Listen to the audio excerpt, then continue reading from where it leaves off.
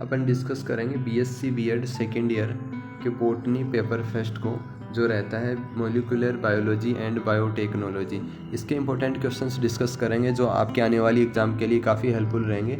And in important questions को discuss करने से पहले स्टूडेंट्स के कुछ डाउट रहते हैं वो पहले ही सोल्व कर लेते हैं, जैसे कि एग्ज़ाम पैटर्न कैसा रहेगा एंड किन यूनिवर्सिटी के लिए इंपॉर्टेंट क्वेश्चंस रहने वाला है। तो मैं बता दूं आपको, ये जो पेपर है वो आपके एग्ज़ाम पैटर्न के अकॉर्डिंग ही तैयार किया गया है, जिससे आपको पता चले कि किस तरीके से आपको एग्ज़ाम में क्वेश्चंस मिलने वाले हैं। और ये जो पेपर है वो यूनिट वाइज तैयार किया गया है ताकि आपको पर्टिकुलर यूनिट में से इंपॉर्टेंट क्वेश्चंस का पता चले। और ये जो पेपर है हिंदी और इंग्लिश मीडियम दोनों लैंग्वेज में लिखा गया है।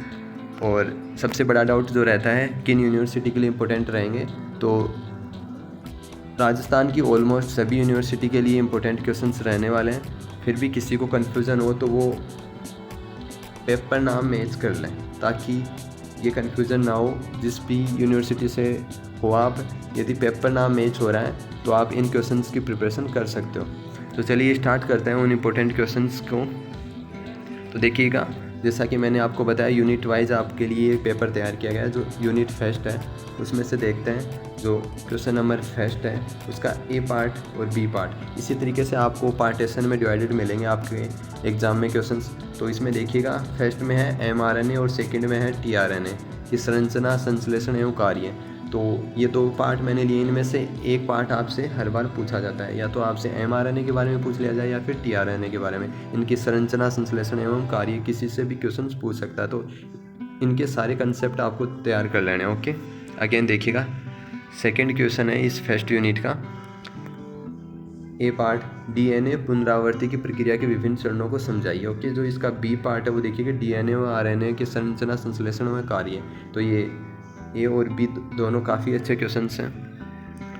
और क्वेश्चन नंबर थर्ड है, इसको देखिएगा आप, न्यूक्लियोसोम सोलेनॉइड मॉडल और डीएनए का वाटसन एवं क्रिक प्रतिपादित मॉडल।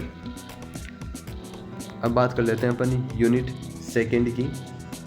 तो इसका जो फर्स्ट क्वेश्चन है वो देखिएगा, लेक ओपेरन मॉडल को विस्तार से समझाइए। और इसी क्वेश्चंस को इस लैंग्वेज में पूछ सकता है, सेम क्वेश्चन है, सेम आंसर रहेंगे दोनों के, तो ये भी आप देख लीजिएगा। ओके,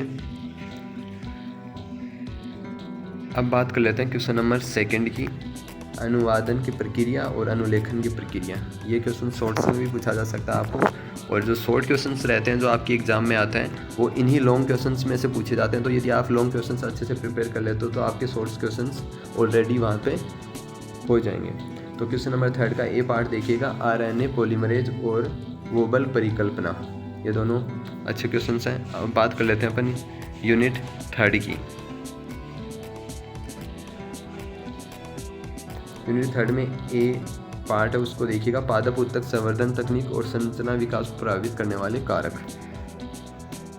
अब बात करते हैं सेकंड क्वेश्चन की। सेकंड क्वेश्चन में से एक अथवा में क्वेश्चन लिया है मैंने। तो जो इसका फर्स्ट है वो देखिएगा, परागकोश संवर्धन पर टिप्पणी और सूक्ष्म प्रवर्धन पर टिप्पणी। ये अथवा मैंने इसलिए लगाया यहाँ पे क्योंकि इनमें से एक क्वेश्चन हर बार पूछा जाता है एग्जाम में। तो ये काफ़ी इंपॉर्टेंट क्वेश्चन है, इनमें से आपको एक पूछा जाएगा हर बार। अगेन देखिएगा क्वेश्चन नंबर थर्ड, भ्रूण संवर्धन एवं इसके अनुप्रयोग का वर्णन कीजिए। ओके, अब बात कर लेते हैं यूनिट फोर्थ की। इसका ए पार्ट है वो देखिए, डीएनए क्लोनिंग वाहक, और बी पार्ट है सी डीएनए तकनीक विस्तार। तो सी डीएनए तकनीक पे क्वेश्चन काफ़ी बार पूछा गया है, तो ये काफ़ी इंपॉर्टेंट है। और जो क्वेश्चन नंबर सेकेंड है इसको आप वेरी इंपॉर्टेंट क्वेश्चन लगा लीजिएगा, क्योंकि इसका ए पार्ट देखिएगा, पीसीआर तकनीक का विस्तार से वर्णन करते हुए इसका अनुप्रयोग लिखिए। और डीएनए की फिंगर अंगुली छापन प्रिंटिंग का वर्णन। इनमें से एक क्वेश्चन हर बार पूछा जाता है। तो यहाँ से आपको लॉन्ग क्वेश्चन मिलेगा, जैसे 5 से 6 नंबर में क्वेश्चन यहाँ से मिलेगा। तो यहाँ से एक क्वेश्चन आप पक्का आपको देखने को मिलेगा। अगेन देखिएगा क्वेश्चन नंबर थर्ड, जो इस यूनिट का लास्ट क्वेश्चन है, जेनेटिक इंजीनियरिंग तकनीक, इसके अनुप्रयोगों का विस्तार में वर्णन कीजिए। ओके,